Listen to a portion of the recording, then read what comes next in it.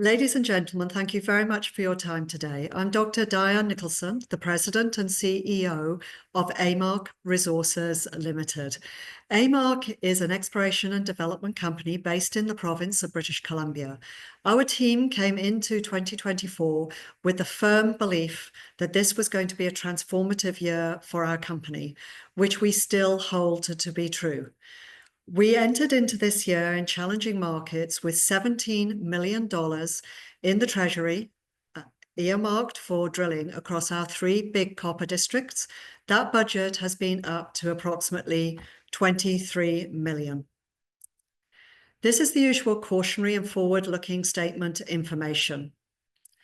Amarc has three large copper districts in the province of British Columbia. They are the Joy, the Duke, and the Ike.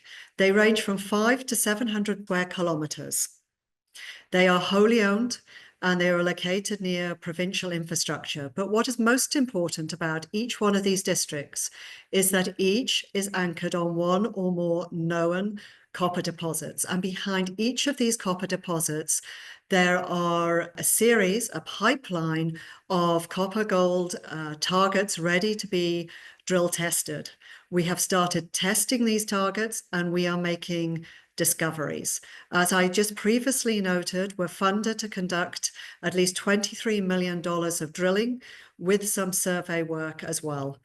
There's going to be a large number of catalysts coming out of this company later on this year and into the early part of 2025 as we release all of our drill results.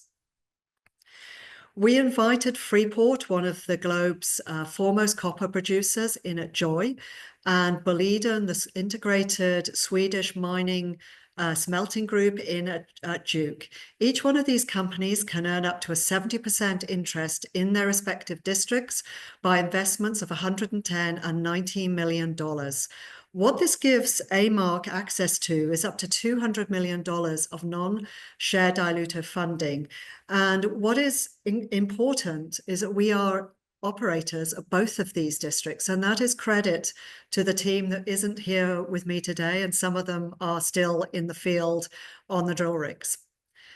At Joy, Freeport joined us in 2021 and have since then spent, to the beginning of this year, spent approximately $20 million. We've completed prior to this year, about 20,000 meters of drilling and very extensive airborne and ground surveys. All this work over the last couple of years with Freeport has been channeled into what we called our 2024 Discovery Drill Program. We have been out there drilling since early June, and we have only just pulled off the project, and we've had 3 drill rigs running. The news from Joy will start flowing soon. We're getting a lot of data in from the labs. We're checking it, collating it, and hoping to get it all out to you very soon. At Duke, Boliden joined us in late 2022, and to the end of 2023, they'd spent $10 million on the project, and they are spending a further $10 million in 2024. We've completed approximately 16,000 meters of drilling in 33 holes at the Duke deposit. Some of that drilling happened in February and March of this year. We then took a brief hiatus during breakup, and we were back on the ground in mid-May, drilling on a series of district copper gold deposit targets and doing certain survey works. So again, a large amount of data is going to be released from the Duke district. Our third district is the Ike district. We have been in there working for a while in former years. We raised $2 million for a drill program to self-fund this drill program at the higher grade Empress deposit, which is 1 to 3% copper equivalent. We have been out on the ground doing certain airborne and ground geophysical surveys and also relogging and reassaying historical drill core from the Empress area in order to guide our drilling, which has just commenced this autumn. So Amarc, we're affiliated with Hunter Dickinson Group. We're a Hunter Dickinson associated company. HDI has had global success in the copper gold space, but nowhere has it been more successful than in our home jurisdiction of British Columbia. And what this does is give us access to a huge amount of jurisdictional data and gives us an advantage. In terms of financial position, in July, and the financial position is not too different now. In our JV project accounts, those are the accounts of Boliden and Freeport, we have approximately 7 to 8 million, and our corporate working capital is in excess of 2 million. I am lucky enough as CEO of Amarc to head up this team of gentlemen. Bob Dickinson and Mark Rabagliati. Bob is our executive chair and Mark is our chief geologist. They have both been to the Mining Hall of Fame for their discovery, development, and transaction successes, primarily in the copper gold space. The two Dr. Jims are two of the most credible and highly thought of porphyry experts in Canada and may possibly farther afield as well. Charlie Gregg, one of our other technical advisors, he did an incredible job actually leading the exploration and the discovery of the Tatoga deposit, which was held in GT Gold. Newmont took over GT Gold for the Tatoga deposit in 2021 for north of 450 million. And I mention that because we're in the game of exploring for porphyry copper golds, and these type of deposits are not only attractive to the copper producers, but also highly sought after by the gold producers. So just to summarize for the first part of the presentation, we have a team that is second to none in British Columbia.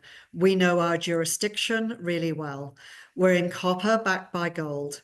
We have $200 million of non-share dilutive financing through Freeport, arguably the largest copper producer globally, and Boliden, one of the premier mining companies out of Europe. And we are self-funding our Ike district, and we're out in the field currently drilling there. Now, to move on to our second part of the talk, this map is introducing you to our projects and where they're located in BC. Joy is located in southern northern British Columbia, Duke in central, and Ike down in the south of our province. We're going to take now a little look at Joy, and as we run through this, I'm going to do it at quite a high level, but if any of you listening in have any more detailed questions you would like to ask, please feel free to get in contact with me through Kin Communications. So as I said, we're going to start with Joy. This is located in southern northern British Columbia. It has good infrastructure into the area where Joy is located. It is located also cheek by jowl by adjacent tenure with the Kemess Mining District. The Kemess Mining District was originally developed and transacted by members of the Amarc team. So we have a lot of local knowledge that we've applied to our Joy district. The Kemess South mine was mined out by Northgate, but the Kemess district is currently in the hands of Centerra Gold. One of the things I want to point out in this map, which is very important, is to the top left-hand side of this map, or the northwest, this is the area of the province of British Columbia called the Golden Triangle. The Golden Triangle hosts two, in my opinion, truly world-class deposits. They are the Red Chris mine, owned by Newmont, and the Galore deposit, owned 50-50 by Newmont and Teck. And those deposits and many other good deposits in the Golden Triangle are hosted by 200-million-year-old rocks. They are not confined to the northwest of the province. They arch around following this schematic blue arrow, and they come down through the Joy district. So we have the right geology at Joy as well.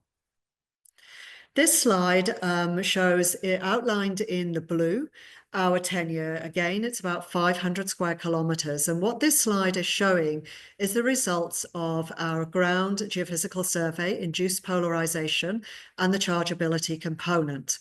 So all these brightly colored pink and red areas, these are sulfide systems. Many companies of our size, they may have one of these sulfide systems. What we're doing with our partners Freeport is developing trends of these systems. Each one of these targets is large. They are 5 to approximately 9 square kilometers, and you can see multiple trends developing and being indicated on this slide. We're going to take, first of all, a look at the pine trend, and then we're going to go to the Northwest Gossan target on that particular trend. So this is the pine trend. It's about 15 kilometers. At the northeastern end, we have the pine deposit. We have been out there in previous years and again this year drilling with our partners Freeport, and we have expanded that deposit internally, laterally, and to depth. It is a porphyry copper gold play. Coming down the belt to our canyon discovery, we went in the early days here and we put down some short drill holes. You can see the shorter drill holes in this target. And what they told us was to keep going. We went in and we drilled some deeper holes and we made a porphyry copper gold discovery. We have been out there drilling this discovery again this year. Coming down the belt, we come to the 9 square kilometer Twins deposit target. We have put, prior to this year, some short drill holes in there. Those drill holes are over 1 kilometer apart. And what they were telling us was to keep drilling. So we have been back in there this year and drilled that deposit target also, and also Southwest, the SWT target. To put these trends into context, this is a slide taken from Newcrest, now Newmont, at PDAC in 2020, sorry. And what it is showing is the Cadia copper gold porphyry trend in Eastern Australia at the top, and the red Chris porphyry copper gold trend in Northern BC at the bottom. There's also another discovery in the red Chris trend subsequent to this slide being produced. But what we're trying to do with Freeport is develop these trends of porphyry deposits. Porphyry copper gold deposits have a characteristic of occurring in clusters along these trends. So we're not after developing just one deposit, but multiple deposits within the Joy district.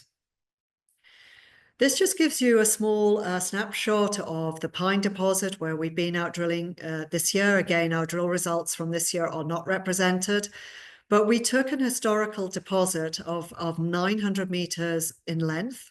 We expanded it internally, laterally into depth, and we've now expanded it laterally over a mineralized trend of 2.6 kilometers. Again, this is a porphyry copper gold deposit. Now, lastly on Joy, this is our Northwest Gossan target. This was a brand new target. It has never been drilled before. And we went in here last year and we didn't just walk along the ridges shown. This area shows is about 5 or 6 square kilometers. We did various ground survey work down into the valley area. And we have been out there this year with 3 drill rigs drilling for a number of weeks. And you can see the scale shown on this figure. You can see a little drill pad there that I took this photograph flying over one day from the helicopter, but it gives you an idea of the scale of this target. And again, we've had multiple drill rigs on this target for the last few weeks of our drill season. Over the entire season at Joy, we have drilled some 7 or 8 large mineralized sulfide systems. And again, all of these results are going to come out. Now, this last slide on Joy, this just gives you a little bit more detail on Northwest Gossan. Again, on the left-hand side, we have our IP chargeability results. And we outlined a sulfide system of about 3.5 to 4 square kilometers. Our airborne magnetic surveys showed us, primarily in covered areas, that we could have a potential sin mineral intrusions within that sulfide system. We also did soil geochemical surveys. And what these showed us is that we might have the potential there for an epithermal system which has collapsed onto a porphyry. We call them a telescope system. So again, with Joy, our results are just coming in, and we hope to start releasing these soon. It's been a very exciting year out at Joy, and kudos to all the efforts of our team in the field. So we're going to move on to the Duke District now. If you remember, this was located in central British Columbia. It's located about 80 kilometers northeast of the mining town of Smithers. It is within the prolific Babine porphyry copper gold region. You can see marked on here the Bell and Gran Isle mines, which were former producers of the Canadian mining company Noranda and the Morrison Advanced Stage Development Project. Where our red star is labeled a Duke, that is where our Duke deposit is, which is the anchor of the Duke District. This is what the Duke District looks like. It's a big logging area. You can see in the left-hand photograph here, a lot of forestry roads and clear cuts. The Duke deposit is actually located partially within that clear cut in the top of the slide on the left, in the central area. And we also stay at forestry camps. And what this does is minimize our operational costs and allow us to put as much money as we possibly can into drilling. This is a plan view of our Duke deposit. Underneath is the IP chargeability or the sulfide system. You can see that it is a couple of kilometers by a kilometer wide or more. And we're showing here all the drill holes that we have drilled on the deposit to date. This is a good solid BC grades there. We can see we've got grades of 309 meters at 0.42% copper equivalent, 110 meters at 0.38 copper equivalent, etc. And now this deposit is copper, moly, silver in a copper gold district. But we'll be going back in next year to further drill here. We have a Duke offset to the west or the left-hand side of the Duke fault, which remains to be fully drilled off, and we think we can expand the deposit there. And down to the south of deposit on the eastern side of the Duke fault, or the right-hand side, near the South Graben fault, our drilling and historic drilling, which returned, there were shallow historic drill holes, returned grades of like 12 meters of 0.51% copper equivalent. We believe there's an area in there also to expand the deposit. We're now going to take a look at the cross-section through this deposit from B to B prime as marked on this particular slide. This is the cross-section. Copper is red, moly is blue, and you can see that we have long continuous intercepts from surface down to depth. That's a very important point. All the deposits we're mentioning on all of these districts, they come in from surface. This particular cross-section at Duke is showing that there is some potential to further expand the deposit. So Duke is where we've started drilling in this district, but this shows us all of our tenure, 722 square kilometers. It's approximately 90 kilometers from south to north. We think there is high potential here for the discovery of good grade copper, gold, porphyry deposits. And the first three targets we've been out drilling this year are the JO, the Sphere, and the C4. They are marked on this map. They lie to the north of the Duke deposit, which is shown by the red star. And we'll be releasing those results in the weeks to come. We have also been out on the ground with various survey work, and we have been looking at these targets, which the other yellow stars that aren't labeled and the gray squares. These are targets that we are grooming to be drill tested in 2025. So again, with Duke, like Joy, there's going to be a lot of news flow coming out of these two projects. So finally, we're going to go on to our Ike district. Our Ike district is located in southern British Columbia. Now, where it's located is the heartland of copper production, not only for our province, but for Canada. We have the Gibraltar mine of the TSX-V a mining company that was spawned out of Hunter Dickinson and the team that we now have in Amarc. It is the second largest copper producer in the country. And we also have Valley down in the south of Teck, which is the largest copper open pit in Canada.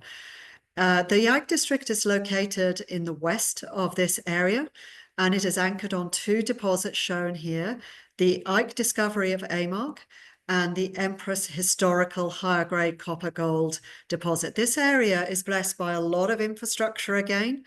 And once we get onto the main highway and rail, it's straight down to the port of Vancouver. This is what the topography of the Ike district looks like. We're on the eastern margin of the coastal range, and you can see the interior plateau at the top of this view. In the foreground, we have our big Ike deposit ore forming system outlined in the yellow and red lines. If you can see those small black dots, they represent 21 800-meter or so long drill holes that we've put into this deposit. We have discovered, a good moderate grade copper, moly, silver, porphyry here. We want to go in here, drill off a resource, and do a PEA. But where we want to start first is a few kilometers to the north of the Ike deposit at the Empress, in the Empress East, higher grade copper gold replacement style deposits. This is just a quick cross section through the Ike deposit. We've intercepted mineralization from surface to 800 meters depth, vertical depth, and the mineralization is currently over 1 kilometer by 1.2 kilometers in a lateral sense. This cross section is just showing you how continuous the copper and moly grades are and that the deposit is still open to expansion. But where we want to concentrate on for this presentation, ladies and gentlemen, is on the Empress and Empress East area. You can see Ike, which we just talked about, is located in the south of this slide in these pink-colored rocks, which are the Coastal Plutonic Complex, or CPC, intrusive rocks. And to the north, which hosts the Empress and the Empress East deposits, are the green-colored volcanics. As we move from Ike in the south towards that contact zone between the CPC and the volcanics, shown by this bright blue line, all of our systems, both porphyry and otherwise, are becoming more gold enriched. So we are out currently working on the Empress deposit area, and this is what we mean by higher grade. These are historical results. They are not drill holes of Amarc's, they're of a former proponent. And you can see that we have intercepts of 7 to 80 meters of 1% copper and above, multigram gold, silver, and moly. And what this is giving us is copper equivalent values, again at reasonable recoveries, which are listed at the bottom of this slide, from 1 to 3%. We're now looking at a vertical cross-section through this Empress to Empress East area. So all of this drilling is pre-Amarc. Our current drilling is not shown on this cross-section. So at Empress and Empress East, we are pretty sure that we can expand those deposits internally and externally in a lateral sense. On these drill holes, the gold is represented in yellow and the copper in red. Now, these two historical deposits are separated by an area of 1 kilometer called the Empress Gap. And you can see there are a few short drill holes in there. They're about 40, 50 meters deep. They were drilled by a company called Sumitomo back in the 70s. And we're getting gold and copper from those holes, which are like top of bedrock holes, telling us to drill deeper. And the one historical hole that has gone deeper, you can see it there, drilling down towards the blue contact zone. It showed copper and gold all the way down. So we'll be hopefully out there drilling in the Empress Gap. So pretty confident we can expand the Empress East and Empress higher grade replacement style deposits. And then we're looking, no promises, but we are looking to coalesce these deposits through the Empress Gap area. So these results from Ike will be released late this year and into the following year because we are still out working on the ground. So just to summarize one more time, we have a great team at Amarc. They've done an incredible job. This year, we've all spent the summer out in the field together, or most of this year. We know our jurisdiction of British Columbia. Our commodities are copper backed by gold. We have world-class international producers in with us in terms of Freeport and Boliden, providing us with $200 million of non-share dilutive financing at Joy and Duke. And we are the operator of both of those projects. In addition, we have raised our own financing to be working the Ike District, and most specifically within the Ike District, the higher grade Empress and Empress East deposits. We're spending approximately $23 million in the field this year, and that is very primarily based on drilling, although it does include some survey work. So it's been a great year for the team. They have worked incredibly hard, and the results are going to start flowing here pretty soon. And we think we're going to see a number of potential catalysts for our shareholders. So again, ladies and gentlemen, thank you very much for your time. I really do appreciate it. And if you have got any more detailed questions, or you want to go back and address something here that we have talked about, please do feel free to reach out to me directly, and it'd be my pleasure to speak to you. Again, thanks very much for your time.